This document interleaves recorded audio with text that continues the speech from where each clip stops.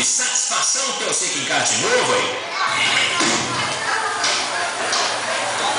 Uai, irmão Zé, o que tá acontecendo? Você tá com essa carinha meio tristezinha, abatidinha desse jeito? Ah, pastor Jardim, meus filhos vieram da cidade grande trazendo um tal de movimento gospel, né? Você já ouviu falar desse trem? Movimento gospel? O que é isso, senhor? Ah, é um movimento onde eles deixam o cabelo crescer, fica com a cabeleira, põe um bocado de brinco nas orelhas, né? Vestem umas calças rasgadas, calçam umas botinas.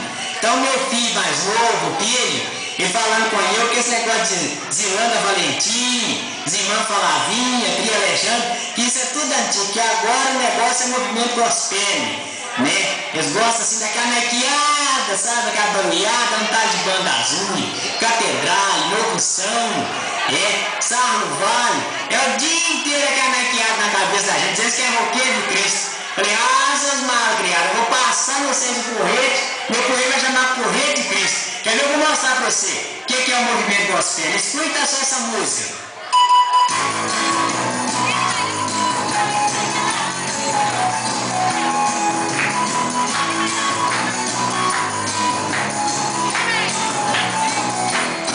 Pastor Jardim, eu venho te pedir pro senhor e pro Pedro aqui no Natal. Esses meninos vieram diferente, aí depois que retornaram lá na capital. Pastor Jardim, eu venho te pedir pro senhor e pro Pedro aqui no Natal. Esses meninos vieram diferente, aí depois que retornaram lá na capital. Falando gira, não são mais família, dizendo papai, nós não temos ouro.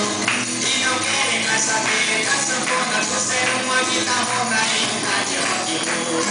E todo já, e regar, Deus me livre, santo pai, a voz foi pro belelero. E quando vou falar qualquer coisa que seu pai que nasceu, mas agora é você. Nós agora é você, nós agora é você.